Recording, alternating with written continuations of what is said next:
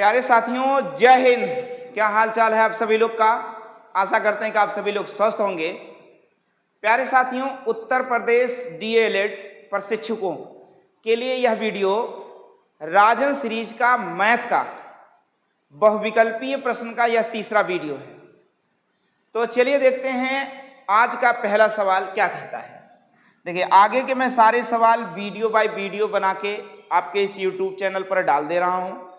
आपको बस सारे वीडियो को आराम से बढ़िया से लिख कर मतलब समझ कर लिख लेना है, उसके बाद पेपर देने जाना है। क्योंकि यदि आप राजन सीरीज या कोई भी सीरीज का पूरा सॉल्यूशन सीरीज को तैयार कर लेंगे तब भी आप 20+ नंबर पा जाएंगे। तो घबराने की जरूरत नहीं है, बस थोड़ा सा गुणा भाग जरूर आप सीख लीजिए और पहाड़ा तेजी से आपके दिमाग में आ जाए, तब आप गणित में तेज हो जाएंगे, नहीं तो आप डरते रह जाएंगे बार बार। चलिए देखिए सवाल क्या कहता है कि रोमन अंक में किस संकेत की पुनरावृत्ति नहीं होती है। रोमन अंक में किस संकेत की पुनरावृत्ति नहीं होती है प्यारे साथी?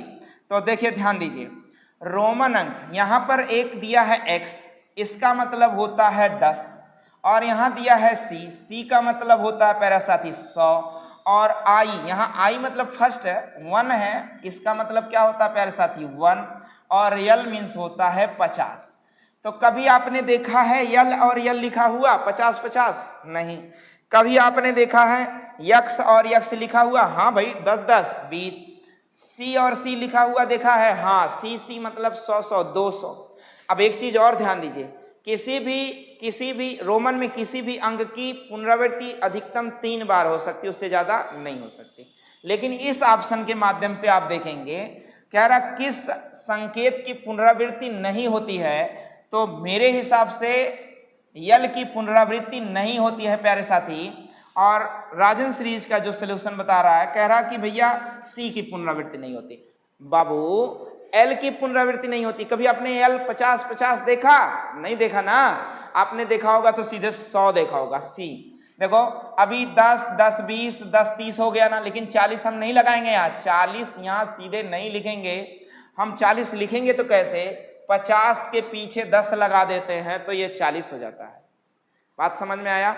तो किसकी पुनरावृत्ति नहीं होती है? यल की पुनरावृत्ति नहीं होती है, बाकी सब की पुनरावृत्ति होती है। अगला सवाल दिया है, कह रहा है कि संख्या, क्या कह रहा है? संख्या 70,500 मतलब 70,560 में 5 और 6 के स्थानीय मानों का गुणनफल बताओ। देखो प्यारे साथी, 70,560 है। 70,560 में 5 और 6 के स्थानीय मान, 5 का स्थानीय मान 500 होगा और 6 का स्थानीय मान 60 होगा। अब इनका आपस में जब आप गुणा कराओगे तो 6 पंचे 30 हो जाएगा और 2 1 3 0 लगा दोगे तो सवाल का उत्तर 30,000 सवाल का उत्तर। अब देखो 300, 3,000 और 30,000 सवाल का उत्तर हो जाएगा, यानी आपका उत्तर 30। स्थानीय मान उसके स्थान को बताता है। अब देखो अगला सवाल आपके सामने दिया गया है प्यारे साथी, कह रहा 0.5 का 4% कितना होगा? 0.5 का 4% कितना होगा? तो बहुत आसान है, 0.5 का 4 बटे में 100 कर दो, बस सवाल का उत्तर।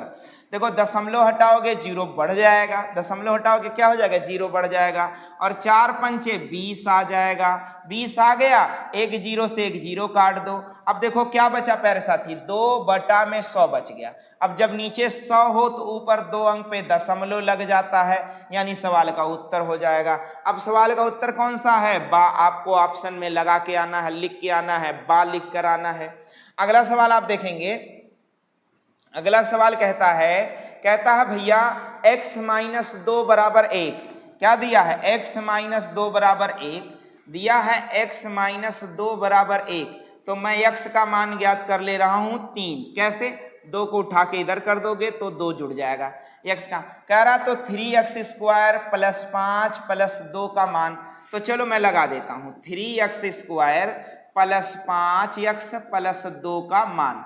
देखो यहाँ x की जगह 3 रख दो, तो 3 की घात 2, तो 3 त्रिक का 9 गुणे में 3 + 5।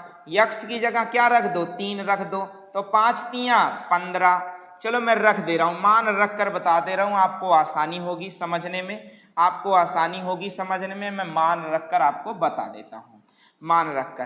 तो देखिए यहां पर है प्यारे साथी 3 है आपका, 3 है, क्या है 3 है, और ऊपर क्या है यक्स, यक्स के स्थान पर 3 का 2 घात प्लस 5 और यक्स के स्थान पर 3 प्लस 2, 3 3 की घात 2 मतलब 3 त्रिका 9 गुणे में 3 और प्लस में क्या है 5 तियां 15 और प्लस में 2, 9 त्रिक 27 आ गया प्लस 15 आ गया और प्लस में क्या आ गया 2 आ गया। अब देखेंगे 15 2 17, 15 2 17 और 17 27 कितना आ जाएगा 17 7 34 10 44 सवाल का उत्तर होगा, 44 सवाल का उत्तर होगा। आपके सवाल का उत्तर क्या आ जाएगा 44 आएगा। क्या बातें समझ में आ जाएंगी? 44 48, क्वेश्चन नंबर 48 का उत्तर क्या हो जाएगा 44 हो जाएगा। अगला सवाल है प्यारे साथी, कहता है, कह रहा निम्नलिखित में से 5 से विभाज्य है। तो 5 के विभाज्यता का नियम मैंने आपको समझाया है, 5 के विभाज्यता का नियम बहुत बार आपको बताया है कि जिस भी संख्या का इकाई अंक 0 हो या 5 हो तभी वो संख्या 5 से कटेगी, वरना कोई माई का लाल नहीं है जो इसे काट दे। बात समझ में आ गया? तो भैया 3 है, 1 है, 8 है, 5 है, यानी यही संख्या 5 से पूरी तरह कट जाएगी। क्या बातें समझ में आ रही है?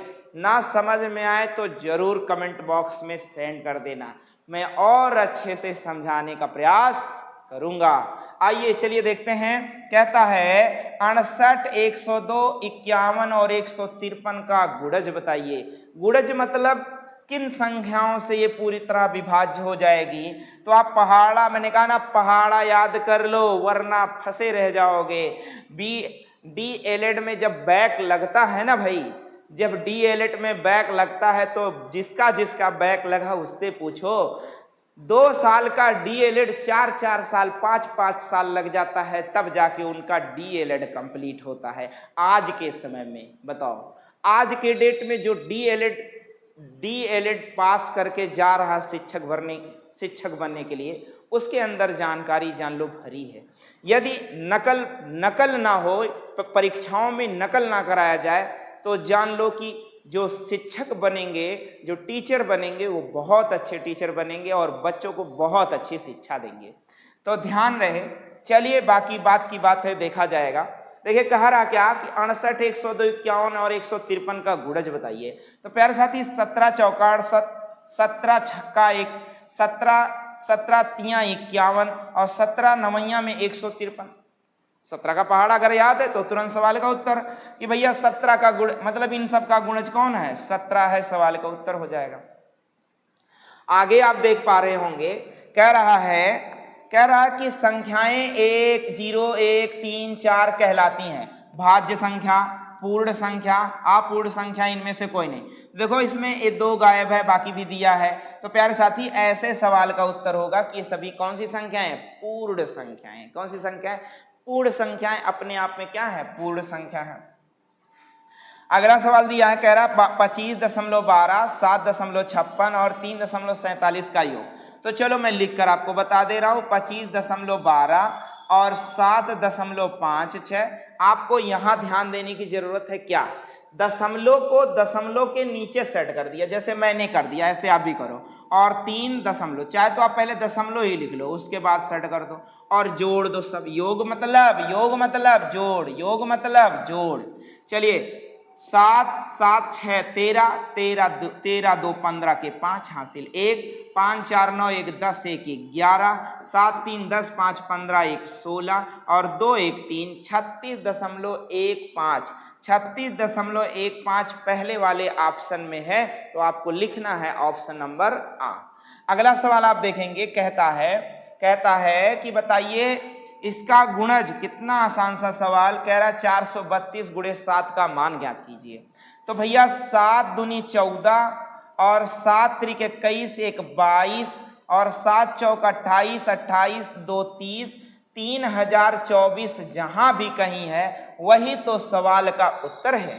3024 जहां भी कहीं है वही सवाल का उत्तर। बोलो समझ में आ रहा है?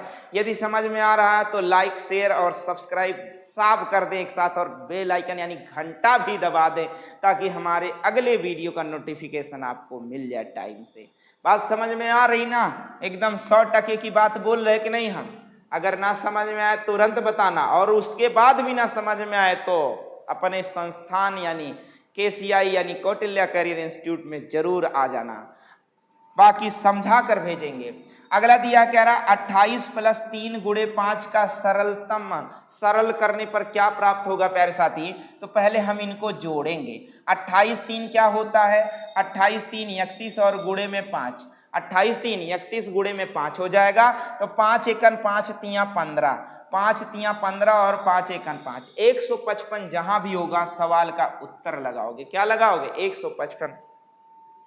अगला सवाल आपके सामने दिया है 8/9 प्लस में -4/9। मैंने आपको कल समझाया था, कल वाले वीडियो में आपको मैंने समझाया था कि ये ब्रैकेट खुलेगा तो ये क्या हो जाएगा? माइनस हो जाएगा। तो 8/9 - 4/9, और जब हर समान हो तो अंश माइनस है तो माइनस हो जाएगा, प्लस होता है तो प्लस हो जाएगा। तो 8 में से 4 गए, 4 और बटे में क्या हो जाएगा? 9, और यही सवाल का उत्तर हो जाएगा। 4/9 सवाल का उत्तर हो जाएगा। अगला सवाल आप देखेंगे, कहता है कि बताइए 18% को भिन्न में बदल दीजिए। बस क्या करना, 18% की जगह 100 लगा दो, प्रतिशत का मतलब 100, बस सवाल का उत्तर। 2 9 18, 2 5 10 यानी 9/50। 9/50 जहां भी होगा भाई वही सवाल का उत्तर है। 9/50 सवाल का उत्तर है। अगला सवाल आप देखेंगे, दो संख्याओं का मासापा 45 है और लासापा यानी मासा महत्तम समापवर्तक 45 है और लघुत्तम समापवर्तक 500 है, और उनमें से एक संख्या दी गई है 125, तो दूसरी संख्या ज्ञात कीजिए। देखो भाई, ऐसे सवाल का उत्तर तो बस आपको एक ही तरीके से लगाना है कि भैया पहली संख्या याद कर लो, पहली संख्या गुणे में दूसरी संख्या एक बार याद कर लोगे, दोबारा लिखने की जरूरत नहीं होगी। तब आप ऐसे लिखोगे, पहली संख्या गुणे दूसरी संख्या बराबर लासा मासा, बस ऐसे ही लिखोगे जब आपको एक बार याद हो जाएगा। तो पहली संख्या गुणे दूसरी संख्या बराबर लासा गुणे मासा। लासा कितना दिया है? 500। मासा कितना दिया है? 45। और पहली संख्या क्या दिया है? 125। तो दूसरी संख्या मान लिया जाए पूछा है, तो लगा दो, बस हल कर दो, सवाल का उत्तर पा जाओगे प्यारे साथी। देखो क्या करना है, 125 को उठा के बटे में कर देना, सवाल का उत्तर। 125 चौके 500 होता है, पहाड़ा वाला याद कर लो, एकदम जान लो। 5 5 से काट सकते हो, 25 25 से काट दिए। मैं तो 125 चौका 500 कर दिया और 45 चौका 180 कर दिया। जहां भी दिखेगा सवाल का उत्तर हो जाएगा आपका। क्या हो जाएगा? उत्तर हो जाएगा। अगला सवाल देखिए, कह रहा कि इसमें से बताइए अभाज्य संख्या। इतना अच्छा सा पेपर आपका आता है एग्जाम में, आप भी चाहें तो 20+ जरूर कर सकते हैं, लेकिन हाँ मन से पढ़ना होगा। किसी चीज भैया कहते नहीं, जो चीज हमें नहीं आता है उसे हम नहीं पढ़ने का प्रयास करते तो कहाँ से आएगा? घंटा आएगा तब का आएगा, कुछ नहीं आएगा। अरे नहीं आ रहा तो उसे पढ़ो तो आएगा, काहे नहीं। किसी चीज को 21 दिन तक लगातार पढ़ देने से वो समझ में आने लगता भैया। ऐसा नहीं कि एक दिन आया नहीं आया तो छोड़ दिया। लड़कियां क्या करती भैया, गणित नहीं समझ में आ रहा है तो फैले रखो गणित से। हमारा गणित जैसे देखते हैं हमारा मुड़वे पिराने लगता है, सर दर्द करने लगा। ना घबराओ ना, एकदम टेंशन ना लो, हम हैं तो क्या गम है। आप सिर्फ और सिर्फ लगाते रहो, हम हैं तो क्या गम है। आपको गम करने की, टेंशन लेने की जरूरत नहीं है। कह रहा अभाज्य संख्या बताइए। 8 2 6 और 9। देखो अभाज्य संख्या 2 है। देखो आपके एग्जाम में बहुत बार आया है, टेट और सुपर टेट में। सबसे छोटी अभाज्य संख्या बताओ तो 2। 1 से 100 तक कितनी अभाज्य संख्या? तो 1 से 100 तक 25 अभाज्य संख्या। अब की बार बिहार BPSC में सवाल पूछा था 1 से 50 तक कितनी अभाज्य संख्या? तो 15। कितना याद करो, मैं पढ़ाऊंगा सारा चीज आपको तैयार हो जाएगा। 1 से 100 तक कितनी अभाज्य संख्या? 25। 1 से 50 तक कितनी अभाज्य संख्या? 15। सबसे छोटी अभाज्य संख्या 2 अंकों की सबसे छोटी अभाज्य संख्या 11, 2 अंकों की सबसे बड़ी अभाज्य संख्या 97। आपके पिछले एग्जाम में आया था, सुपर टेट में आया था कि 2 अंकों की सबसे छोटी संख्या अभाज्य संख्या और 2 अंकों की सबसे बड़ी अभाज्य संख्या, ये दोनों का अंतर बताओ। तो सब कुछ आप लगा सकते हो, अभाज्य संख्या याद करो। चलो, और निम्नलिखित में से 9 का अपवर्त क्या होगा? क्या पूछा प्यारे साथी? कह रहा निम्नलिखित में से 9 का अपवर्त बताने के लिए कह रहा है। 9 का अपवर्त बताने के लिए तो देखो 1 9, 9 का कौन सा गुणज है? देखो 9 दूनी 18, 9 ये सवाल का उत्तर है। 9 दूनी 18, 9 त्रिक 27, 9 चौक 36 सवाल का उत्तर है। अगला सवाल आप देखोगे, कहता है कि 30 और 40 के बीच अभाज्य संख्या। अरे भैया, अभाज्य संख्या आपको याद करना है। अभाज्य संख्या बिना याद किए काम नहीं चलने वाला है। मैं आपको बता देता हूं, 1 से 100 तक, 100 तक की, 100 तक की सभी, 100 तक की सभी अभाज्य संख्या। क्या? 100 तक की सभी अभाज्य संख्या बता दे रहा हूं, आप समझ लेना। चलो, 2 3 5 7 11 ऐसे नोट करो। 2 3 5 7 11, 13 17 19 23 29, फिर लिखोगे 31 37 41 43 47। देखो 1 से 50 तक हो गया कि नहीं होगा? 15, 1 2 3 4 5 5 3 15। 47 के बाद 53 53 59 61 67 71, 71 के बाद 73, उसके बाद 79, फिर 83, फिर 89, फिर 97। देखो मैंने सेट कर दिया। 1 से 50 तक 15, 1 से 100 तक 25, 50 से 100 तक 10, सबसे छोटी अभाज्य संख्या 2, 2 अंकों की सबसे छोटी अभाज्य संख्या 11, 2 अंकों की सबसे बड़ी अभाज्य संख्या 97। अरे एक बार तो सवाल आया था कि सबसे छोटी ऋणोत्तर अभाज्य संख्या क्या होगी, तो ऑप्शन के माध्यम से हम सवाल का उत्तर देते हैं और उस ऑप्शन में आया था -2 सवाल का उत्तर। चलिए अगले सवाल पर चलते हैं हम सभी लोग। कह रहा है, देखो भाई सारा सवाल मैं बताता चलूंगा, ध्यान दीजिए आप और तैयार करिए। कह रहा 3 संख्याएं दी गई है, 3 संख्याएं 1 2 अनुपाते 3 के अनुपात में, यदि उनका मासा 12 है तो वे संख्याएं हैं। देखो जब भी मासा किसी संख्या से निकाल ली जाए तो वह संख्या अकेली रह जाती है, उसमें कुछ संख्या कोई मतलब सह अभाज्य संख्याएं हो जाती हैं। अब मासा का खाली गुणा करा दो, सवाल का उत्तर हो जाएगा। 12 एकन 12, 12 दूनी 12 एकन 12, 12 दूनी 24 और 12 तिया 36, यही सवाल का उत्तर है। और आपका ऑप्शन नंबर क्या है? बा है। क्या है प्यारे साथी? बा है। अगला सवाल आप देखेंगे, कह रहा किसी कक्षा में, देखो लो सारे, किसी कक्षा में 30 बच्चों में से 80 बच्चे उत्तीर्ण, 80% बच्चे उत्तीर्ण माने पास हो गए। आप डीएलएड में पास होते थे क्या भैया? हम पास हो गए, फर्स्ट डिवीजन पाए। क्या भैया? फर्स्ट डिवीजन पाए, है ना? तो पास हो गए। कह रहा 30 बच्चों में 80 बच्चे, 80% बच्चे पास हो गए। तो भैया 30 का 80% निकाल दो। देखो 2 0 से 2 0, 8 त्रिक 24, 24 बच्चे क्या हो गए? पास हो गए, सवाल का उत्तर हो गया। 24 बच्चे पास हो गए, सवाल का उत्तर हो जाएगा। यदि किसी त्रिभुज के तीनों कोण क्रमशः 65, 45 और 70 है तो वो त्रिभुज कौन सा होगा? जब किसी त्रिभुज के सभी कोण 90 अंश से कम हो तो वो न्यून कोण त्रिभुज होता है, और किसी त्रिभुज में एक कोण 90 अंश हो तो समकोण त्रिभुज होता है, और किसी त्रिभुज में अगर एक कोण 90 अंश से ज्यादा हो तो अधिक कोण त्रिभुज होता है। प्यारे साथी, तो इस त्रिभुज में कौन सा कोण होगा? कौन सा त्रिभुज बनेगा? तो न्यून कोण त्रिभुज बनेगा। न्यून कोणीय त्रिभुज बनने वाला। क्या बनने वाला प्यारे साथी? न्यून कोणीय त्रिभुज बनने वाला है।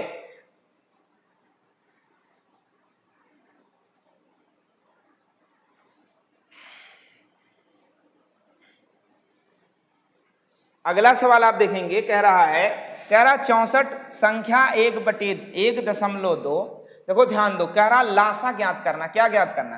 देखो भाई 1/1.2 दिया है, और 2/1.5 दिया है, और 2/0.6 दिया है, और 4/0.9 दिया है। कह रहा लासा ज्ञात करो। देखो भाई दशमलव को हटाकर हमने क्या कर दिया? ऊपर 0 बढ़ा दिया, दशमलव हटाकर 0 बढ़ा दिया, दशमलव हटाकर 0, दशमलव हटाकर 0। अब देखो ऊपर आ गया है प्यारे साथी 10, 10/12, और ऊपर आ गया 20/15 और ऊपर आ गया है 20/6 और ऊपर आ गया है 40/9। देखो अब लासा ज्ञात करने के लिए आपको सूत्र याद रखना है। लासा ज्ञात करने के लिए आपको क्या याद रखना है? सूत्र है। देखो भिन्न आ गया ना, तो भिन्नों का क्या निकालना है? लासा। भिन्नों का लासा बराबर होता है अंश का लासा। अंश का लासा याद कर लो, अंश का लासा और बटे में हर का मासा। हर का क्या निकालना है? हर का मासा निकालना। बाकी आप समझते रहो। अंश का लासा निकालोगे तो देखो अंश का लासा 40 हो जाएगा और हर का मासा निकालोगे तो हर का मासा देखो क्या आएगा? 3 आएगा और सवाल का उत्तर हो जाएगा 40/3। सवाल का उत्तर क्या हो जाएगा प्यारे साथी? 40/3 सवाल का उत्तर हो जाएगा। अंश का लासा बटे हर का मासा, सवाल उत्तर आ जाएगा 40/3। आपको टिक लगा देना है और वहां पर लिख कर आना है। अगला सवाल आप देखेंगे, कह रहा संख्या 26, 52, 78, 117 का गुणज बता दो। यानी 26 की संख्या से कटने वाली है, 52, 78, 17। तो 13 दूनी 26, 13 चौका 52, 13 छक 78, 13 नवा 117। मैंने कहा पहाड़ा याद कर लो। सारी सवालों का जड़ पहाड़ा गुणा भाग जोड़ घटाव होता है। यदि आप नहीं तैयार करोगे तो नहीं हो पाएगा भाई। अगला सवाल देख लो। अगला कह रहा है 25 किलोग्राम शक्कर और 30 किलोग्राम गुड़ को किस बड़े से बड़े भाग द्वारा पूरा तौला जा सकता है, नापा। मतलब हम ऐसा पैमाना ले आए जिसे हम नापें तो जरा सा भी बचे ना, हर एक चीज को अलग अलग नाप भी लें। ऐसा नहीं कि मिला के खबर के में नापें, नहीं। तो इसमें ऐसे सवालों में क्या निकालना होता है? HCF निकालना होता है या GCD निकालना होता है। क्या निकालना होता है? हाईएस्ट कॉमन फैक्टर या ग्रेटेस्ट कॉमन डिवाइजर निकालना होता है, यानी मासा निकालना होता है। क्या निकालना होता है? मासा निकालना होता है। तो देखो 25 और 30 का मासा जब भी आप निकालोगे तो 5 से पंचम 25 और 5 छक 30, यानी 5 किलोग्राम का वो पैमाना आप ले आओ। 5 किलोग्राम का वो पैमाना ले आओ जिससे आप दोनों चीजों को अच्छे से नाप सकते हो।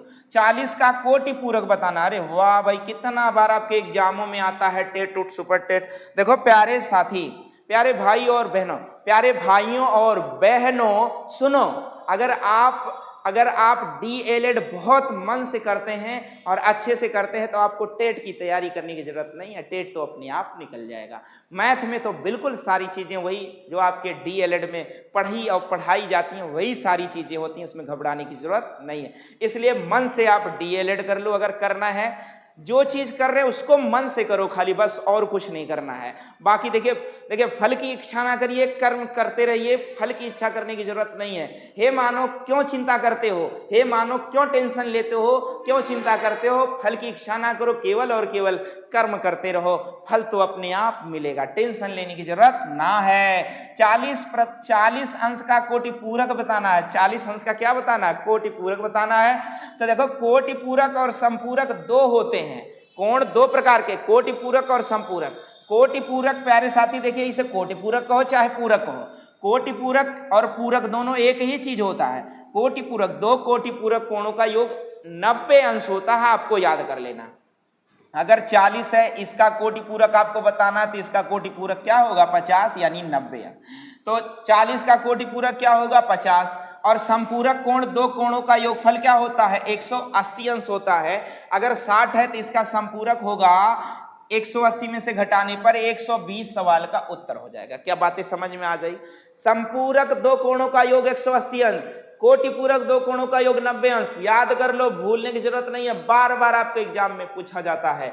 अगला सवाल देखो कि समुच्चय A बराबर इन ब्रैकेट 4, 5, 6 तथा समुच्चय B बराबर इन ब्रैकेट 2 और 3।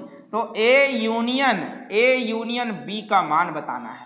तो प्यारे साथी, जो दोनों में है पहले उसको देख लो, कौन सा दोनों में है? तो दोनों में तो कोई दिख नहीं रहा है। अब जब दोनों में कुछ नहीं है तो एक तरफ से लिख लो 2 और 3, 4, 5 और 6। बस सवाल का उत्तर, बस सवाल का उत्तर, बस काम खत्म।